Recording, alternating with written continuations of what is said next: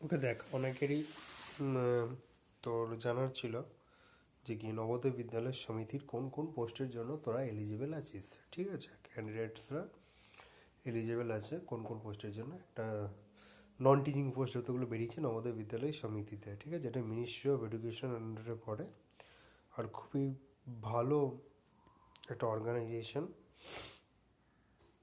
আর ভালো রকমের পুরো একদম সিপিসি সেন্ট্রাল পে কমিশনকে এটা ফলো করে। স্যালারি তো যাই আছে, আদার্স ফ্যাসিলিটি প্রচুর। তো এটা বিভিন্ন রকমের আছে। ম্যাক্সিমাম ভ্যাকেন্সি বলেছে দেখ, north east region and hard stations as notified by the NVS, majority of the vacancies. ঠিক আছে, ম্যাক্সিমাম ভ্যাকেন্সি কিন্তু নর্থ ইস্ট রিজনে আছে। তো সেটাতে কারোর কোনো সমস্যা না থাকারই কথা, কেননা এই মুহূর্তে একটা গভর্নমেন্ট জব পাওয়া সেও নবোদয় বিদ্যালয়ের মতো একটা অর্গানাইজেশনে অনেক বড় ব্যাপার। ঠিক আছে, তারপর এটা ট্রান্সফারেবল জব, নবোদয়তে কিন্তু ট্রান্সফার হয়, ট্রান্সফার না হওয়ার কিছু নেই। তো একটা জায়গায় যদি ঢুকে যায়, তারপরে যদি আমরা ট্রান্সফার করে নিতে পারি, সেটা করা যেতেই পারে। ঠিক আছে, দেখ এখানে প্রচুর ক্যাডার্স আছে। ঠিক আছে, প্রচুর ক্যাডার্স আছে। ক্যাডারগুলো হচ্ছে তোর, দেখ দুটো মেনলি ক্যাডার বলতে, দেখ দেখ এটা হচ্ছে HQ ক্যাডার, এই দেখ, তারপর হচ্ছে JNV। দুটো মানে একটা হচ্ছে হেডকোয়ার্টার রিজিওনাল অফিসগুলোতে, একটা JNVগুলোতে, মানে জওয়াহর নবোদয় বিদ্যালয়। ঠিক আছে, জওয়াহর নবোদয় বিদ্যালয়, এগুলোতে তোর পোস্টিংটা হবে। তাহলে এই যে পোস্টিংগুলো আছে, পোস্ট নেমগুলো: assistant commissioner administration, assistant section officer, audit assistant, junior translation officer, junior engineer, stenographer, computer operator, junior secretariat assistant and multitasking staff. ঠিক আছে, এইগুলোর যতগুলো ক্যাডার আছে সেগুলোর পোস্টিং হবে হেডকোয়ার্টার আর রিজিওনাল অফিসে। ওকে, আর বাকি যেগুলো আছে তো female staff nurse, catering assistant, junior secretariat assistant, ঠিক আছে, plumber, lab attendant, mess helper, এদের হবে তো JNVতে, মানে স্কুলগুলোতে, জওয়াহর নবোদয় বিদ্যালয়গুলোতে, যেটাতে যখন অ্যাডমিনিস্ট্রেটিভ বিল্ডিংগুলো থাকে সেখানে। তাহলে হেডকোয়ার্টার আর রিজিওনাল অফিসগুলো কোথায় কোথায় আছে সেটা আমাদেরকে জেনে নিতে হবে। ওকে, হেডকোয়ার্টার রিজিওনাল অফিসগুলো কোথায় কোথায় আছে সেগুলো আমাদেরকে জানতে হবে। আর জওয়াহর নবোদয় বিদ্যালয় কতগুলো আছে, টোটাল 600+ আছে। 600+ টোটাল জওয়াহর নবোদয় বিদ্যালয় আছে। ওকে, আর হেডকোয়ার্টার্সও ওরকম কিছু আছে। হেডকোয়ার্টার সরি, ওরকম কিছু নেই, মানে তোর কিছুটা পরিমাণে আছে। টোটাল তোর হেডকোয়ার্টার্স মেনশন করা আছে, দেখ এই দেখে দেখে দেখ লেখা আছে এখানে, এই দেখ 8 regional offices, দেখ 649 জওয়াহর নবোদয় বিদ্যালয় India except state of Tamil Nadu, except তামিলনাড়ুতে। আর এদিকে তো 8 রিজিওনাল অফিসে আছে। এই হেডকোয়ার্টার্স আর নয়ডা, হেডকোয়ার্টার তো হচ্ছে তো নয়ডা, উত্তরপ্রদেশ, নয়ডা দারুণ সিটি। আর 8টা রিজিওনাল অফিস কোথায় দেখ, ভোপালে আছে, চণ্ডীগড়ে আছে, হায়দ্রাবাদে আছে, জয়পুরে আছে, লখনৌ আছে, পাটনা আছে, পুনে আছে, শিলং আছে। ওকে, তো এইটা হলো জওয়াহর নবোদয় রিজিওনাল অফিসগুলো আর হেডকোয়ার্টারগুলো। আর জওয়াহর নবোদয় বিদ্যালয় টোটাল 649টা বিদ্যালয় আছে ভারতবর্ষতে ঘুরে। ওকে, ক্লিয়ার হলো। এবার হচ্ছে যে কি আমরা যারা সিম্পল গ্র্যাজুয়েট, আমি এটা সিম্পল গ্র্যাজুয়েটকে ধরে নিয়ে চলছি, কোন কোন পোস্টের জন্য এলিজিবল আছে। ম্যাক্সিমাম পোস্টের জন্য আমরা এলিজিবল আছি। প্রথম পোস্টে আমরা যাই, নেমে এলাম, এই দেখ প্রথম পোস্ট হচ্ছে এটা, assistant section officer, group C, ASO post. UR এর 6টা, SCর একটা সিট আছে। Okay, ASO post, in hand salary 70K, salary gross 80,000-এর কাছাকাছি যায় এএসওদের। CGL এর যদি এএসওর কথা বলি, সিজিএল এর যদি আমরা এএসওর কথা বলি, সেম 80K মতো স্যালারি যায়, 10K মতো ডিডাকশন থাকে, 70K মতো ইনহ্যান্ড স্যালারি। দেখ 6টা সিট আছে, ইউআর এর 6টা, এসসির 1টা। তো এই পোস্টের জন্য আমরা এলিজিবল।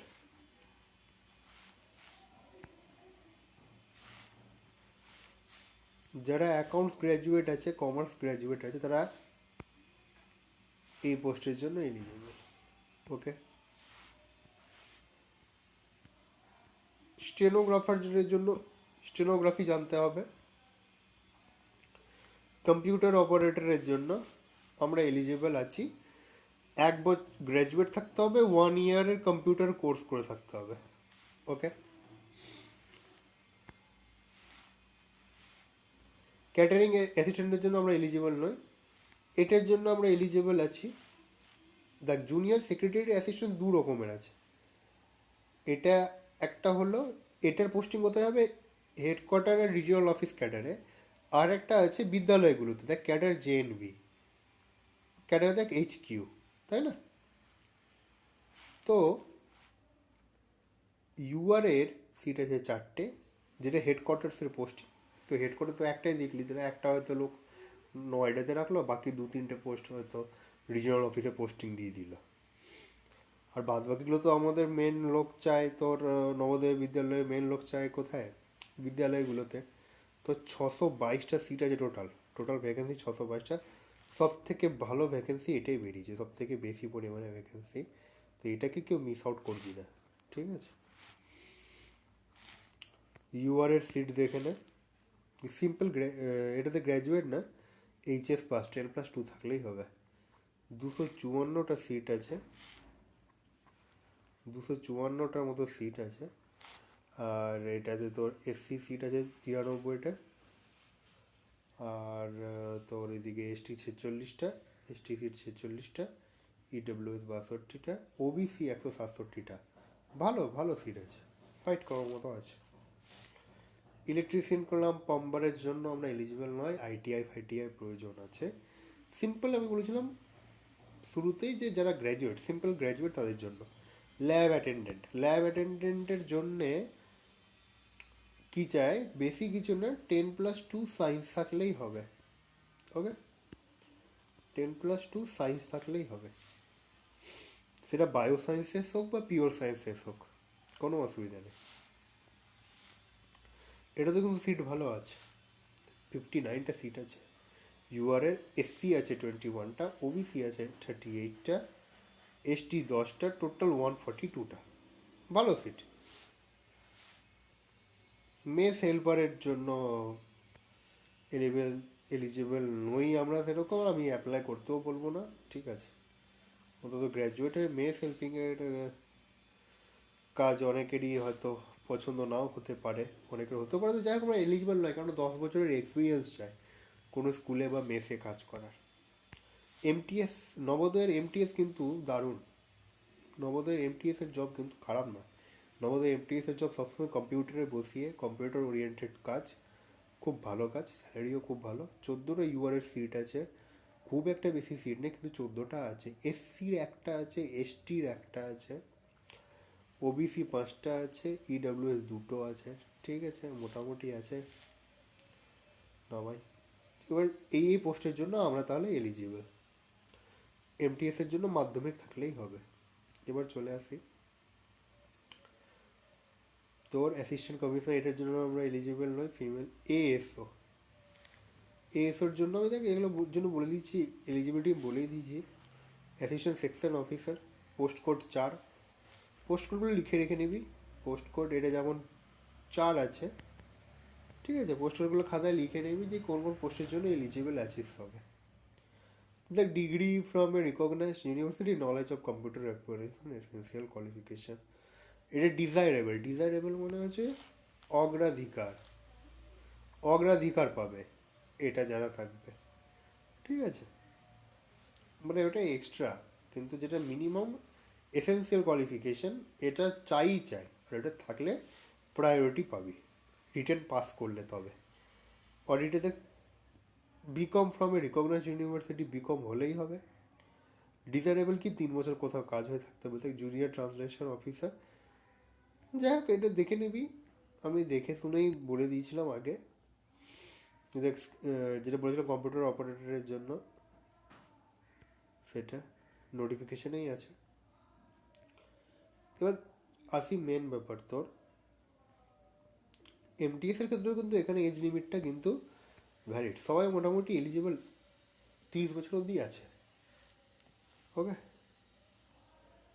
আর যেটা তোর ছিল, দাঁড়া, ল্যাব অ্যাটেন্ডেন্টটাও বললাম।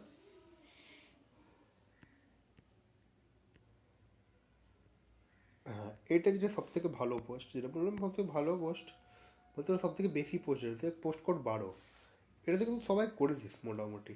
ইউআররা এটাতে করবি 18 থেকে 27 বছরের মধ্যে কিন্তু এজ লিমিটেড 27 ইয়ার্স অবধি আছে। এটাতে করে টাইপিং টেস্ট একটা হবে, এটা টাইপিং টেস্ট হবে, ঠিক আছে। রিটেন আছে, তারপর টাইপিং টেস্ট হবে, রিটেনে পাস করার পর।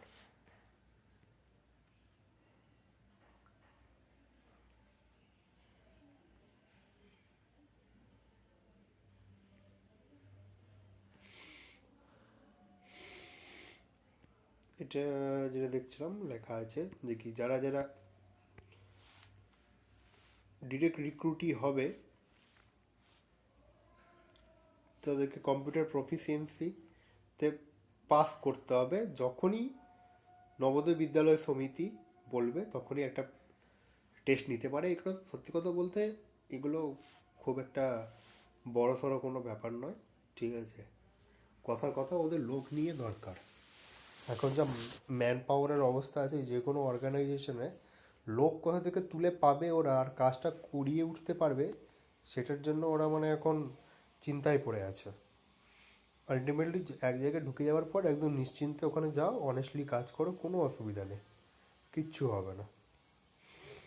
মনে হয় টাইপিং টেস্টটা নেই, জিএসও পোস্টে টাইপিং টেস্টটাও নেই। যাক, আমি ওটা জানিয়ে দেবো, হ্যাঁ। ওটা আমি কনফার্ম করে নোটিফিকেশানে আমি আর কোথাও পেলাম না, কেন ওই যে লাইনটা লিখেছিল ওটাকে আমি মিস ইন্টারপ্রিট করেছিলাম। আমি ভেবেছিলাম এই যে লেখা ছিল না, direct recruitees will have to acquire proficiency in operating PCs and pass such test in this regard as the samiti may require. ঠিক আছে, যখন সমিতি রিকোয়ার করবে, মানে আমাদের বিদ্যালয় সমিতি যখন রিকোয়ার করবে যে কি হ্যাঁ তুমি দেখো তো করতে পারছো এই কাজটা, তখন ওরা একটা টেস্ট নিতে পারবে। আমার যতদূর মনে হয় এখানে কোনো টাইপিং টেস্ট হবে না। তো টাইপিংয়ের ওটা প্রফিসিয়েন্সি থাকলেই হলো, মানে জাস্ট কথার কথা। আলটিমেটলি রিটেন পাস করলেই জব। সব থেকে বেস্ট এখানে কি, এখানে সব থেকে বেস্ট হচ্ছে কোনো ফেজ 2 নেই, কোনো ফেজ 2 নেই। ফেজ 1, একটা ফেজ ভালোভাবে দাও, ক্র্যাক করে ফেলো। তারপর দেখি, যেটা আসছি আমি মেন জায়গায়, সিলেবাসটাতে আমি আসছি। আচ্ছা দাঁড়া, মোড অফ সিলেকশনটা দেখে নিচ্ছি আমি, দাঁড়া দেখ, মোড অফ সিলেকশনটা দেখে নিচ্ছি।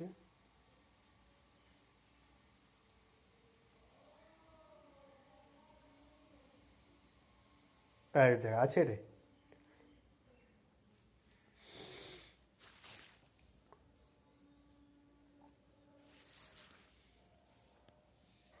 Mode of selection: candidate will be shortlisted on the basis of their performance in computer-based test, CBT, and interview put together for the post of assistant commissioner. এটা দেখ, test আছে কিন্তু,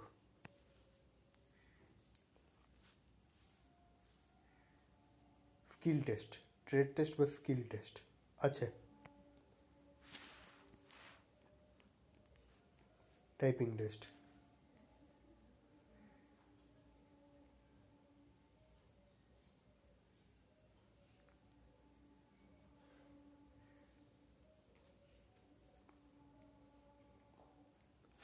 এক্সাম সেন্টার ওয়েস্ট বেঙ্গলের ক্ষেত্রে দেখ এত এত জায়গা আছে, আসানসোল, হাওড়া আছে, কলকাতা আছে, শিলিগুড়ি আছে।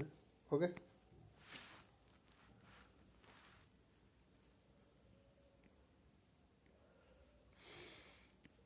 এবার নামাই অ্যাসিস্ট্যান্ট কমিশনার, এই দেখ এএসও, এই পোস্টটা কিন্তু সব থেকে হাইয়েস্ট পেড, হাইস্ট পেড আরও আছে, কিন্তু হাইস্ট পেড যেটার জন্য আমরা এলিজেবল সেটা হচ্ছে এই পোস্টটা, এএসও। ওকে, পোস্ট কোড 4। দেখ কী আছে, 4টে সেকশন আছে, 130 নম্বর, 130টা কোশ্চেন। ওকে, 130টা কোশ্চেন, 130টা নম্বর। রিজনিং থাকবে 30টা, এসএসসি, পুরো এসএসসি লেভেল। কোয়ান্ট 30টা।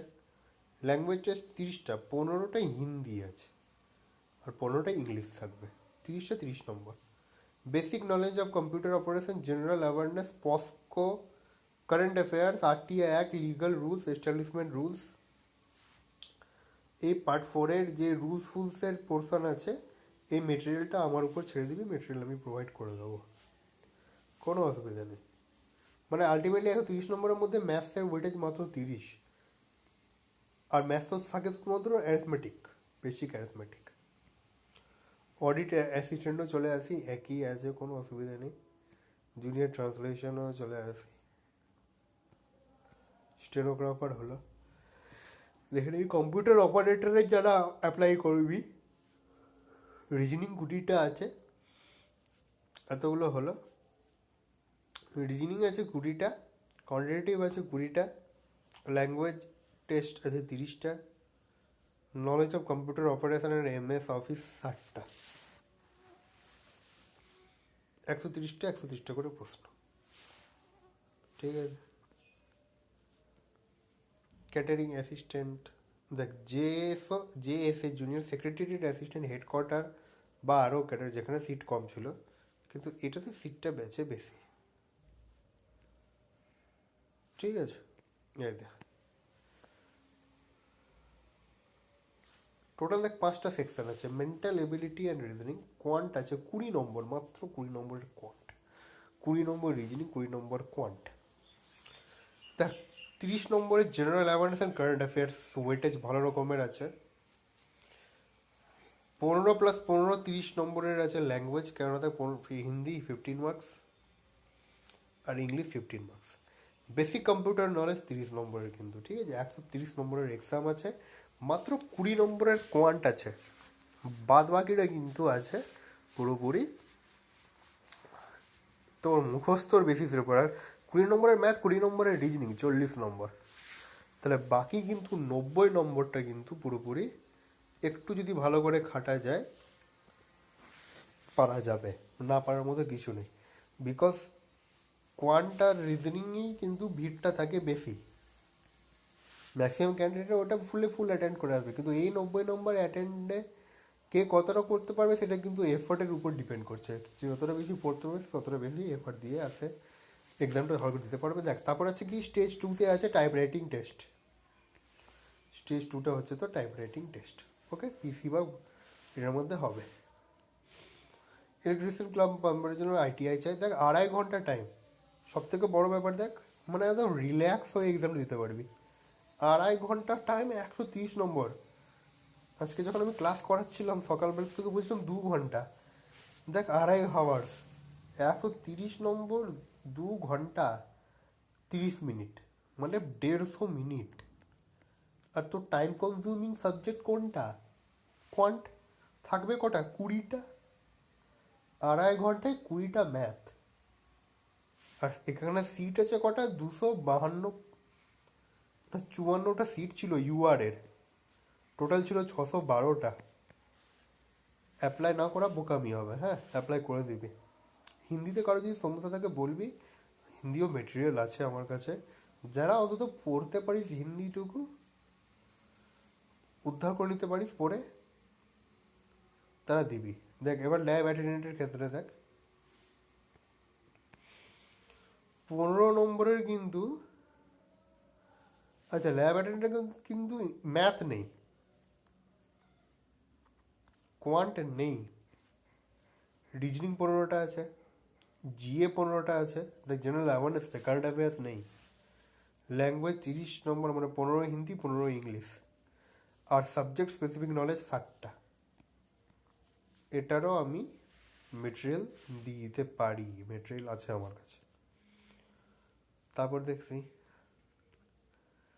তারপর আসি দেখ এখানে আবার স্কিল টেস্ট আছে, কি আবার মেস হেল্পারের স্কিল টেস্ট।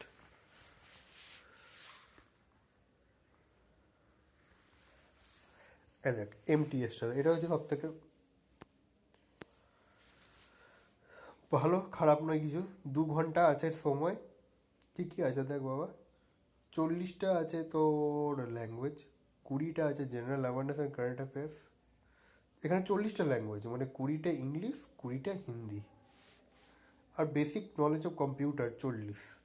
তাহলে আলটিমেটলি কমন আমি কি দেখতে পাচ্ছি, মানে বেসিক কম্পিউটার আমার লাগবেই লাগবে, বেসিক কম্পিউটার আমার লাগবেই লাগবে। ওকে, বেসিক কম্পিউটার নলেজ আমার চাই। ওখান থেকে কিন্তু প্রশ্ন থাকবে। তাহলে এই পোস্টের জন্য আমরা এলিজিবল আছি। ফর্ম ফিল আপের ডেট ফেটগুলো দেখা হয়। এবার সব থেকে বড় ব্যাপারে আমরা আসি, পার ফর্ম ফিল আপে কিন্তু টাকা লাগবে। তো এই আমরা মেনলি এলিজিবল আছি এইটার ক্ষেত্রে।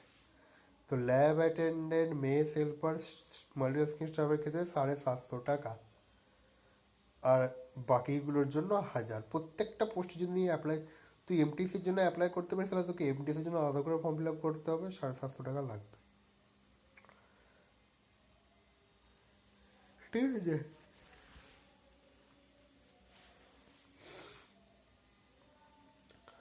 তারপর যদি তুই অন্য পোস্টের জন্য অ্যাপ্লাই করতে চাস,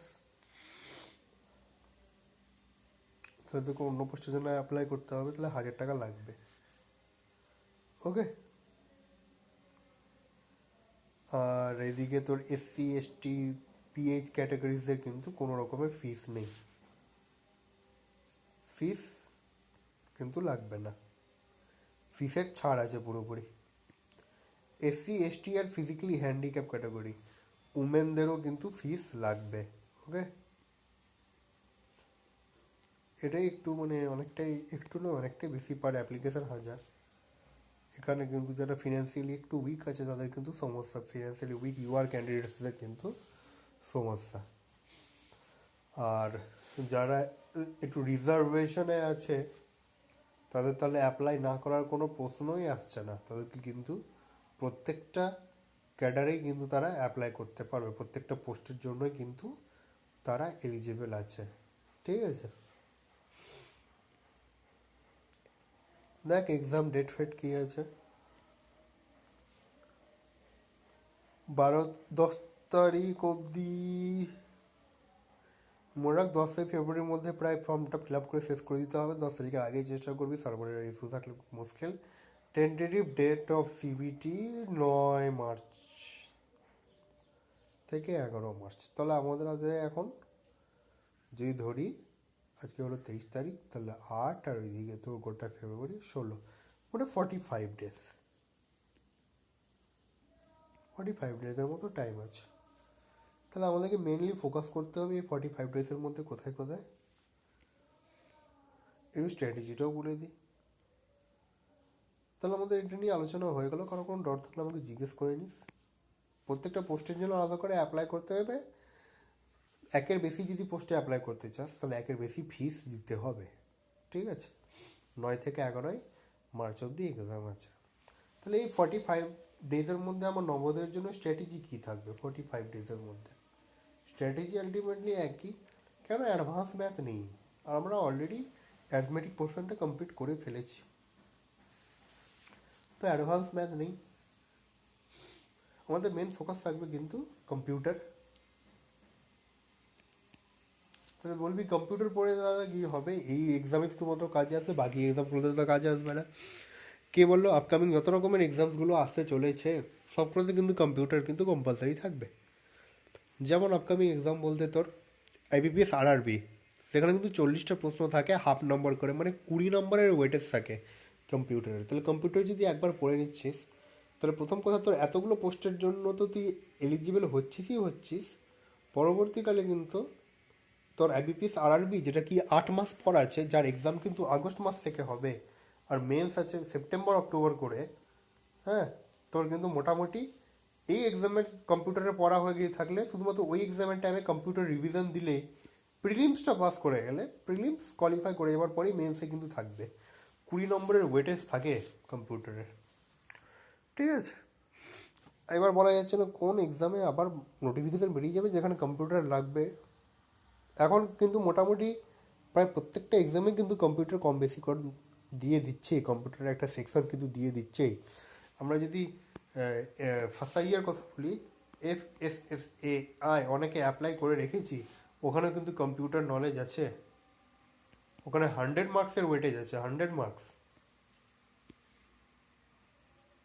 মানে 25টা কোশ্চেন আছে, পার কোশ্চেন 4 নম্বর করে, তাহলে 25 × 4 করে 100 মার্কসের, সরি 1000 হয়ে গেল, 100 মার্কসের কিন্তু ওয়েটেজ আছে। তো কম্পিউটার কিন্তু পড়ে যেতে হবে, কখন কোনোটা ভালো ভ্যাকেন্সি বেরিয়ে যাবে কম্পিউটার দিয়ে দেবে, তাহলে কিন্তু মুশকিল। তাহলে আমাদের মেন দুটো আছে, একটা হচ্ছে জিএ পড়তে হবে, কারেন্ট অ্যাফেয়ার্স 2021-টাকে ভালো করে রেডি করে রাখতে হবে। আমি টপ 1000 বা টপ 1500 PDF খুঁজছি, যদি পেয়ে যাই দিয়ে দেবো। টপ 1000 টপ 1500 PDF পেয়ে গেলে আমি দিয়ে দেবো, পড়ে নিবি, ওখান থেকে আসবে খুব একটা একদম বেসিক লেভেলের। জি এর জন্য কি স্ট্র্যাটেজি, লুসেন্ট পড় বা তোরা আজকে লুসেন্ট পড়, ঠিক আছে, আজ থেকে শুরু করে দে, লুসেন্ট পড়, শেষ হয়ে যাবে। লুসেন্ট থেকে হিস্ট্রি পড়, পলিটি পড়, পলিটি আমি পড়া দিয়েও রেখেছি অনেকজনকে, হিস্ট্রি পলিটি, ঠিক আছে, হিস্ট্রি পড়, পলিটি পড়। কারেন্ট অ্যাফেয়ার্স বললাম 2021টা পুরোটা পড়তে হবে, জানুয়ারি থেকে তো পড়া চলছে। আর তোর এদিকে হয়ে গেল, আর কম্পিউটারের জন্য মেটেরিয়াল দিয়ে দেবো, কম্পিউটারের জন্য মেটেরিয়াল দিয়ে দেবো। আর কি রইল, আর বাকি রইল তোর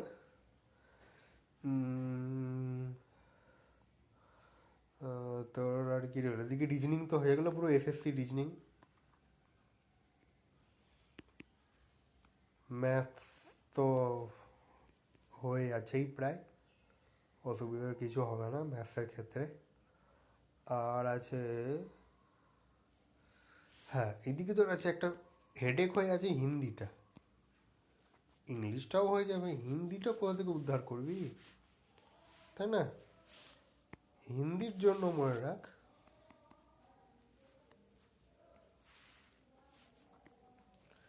হিন্দির জন্য ইউটিউবে লেকচার্স আছে কিন্তু প্রচুর,